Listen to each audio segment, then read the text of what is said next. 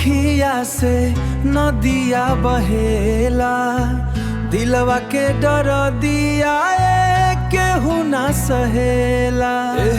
रो रो के अखिया से नदिया बहेला, दिलवा के डर दिया केहू ना सहेला।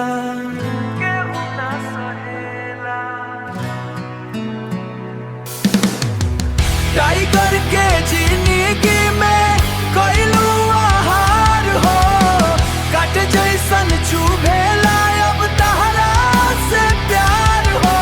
काटे सन चुभेला अब तहरा से प्यार हो, तहरा से प्यार हो। कसम खैलू संगे जिए मारे खातिर, छोड़ दिहलू रास्ता तू केकराए खातिर।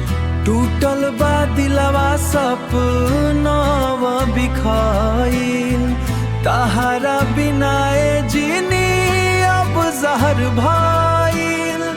सुना सब छिन गइल। टाइगर के जिंदगी में कोइलू आहार हो, काट जैसन चुभेला अब तहरा से प्यार हो। काटे सन चुभेला अब तहरा से प्यार हो, तहरा से प्यार हो। सांस चले बाबा किर मरल बा परान हो, मुस्कान सब छीन लेलू दे दिलू गम।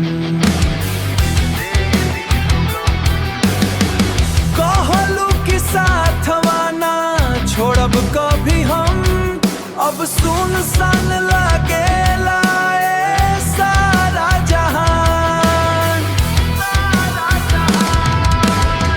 टाइगर के दर्दिया ना केहू बुझल हो, अनराह भाइल बाए सारा संसार हो। काटे सन चुभेला अब तहरा से प्यार हो, तहरा से प्यार हो। जा खुश रही तू।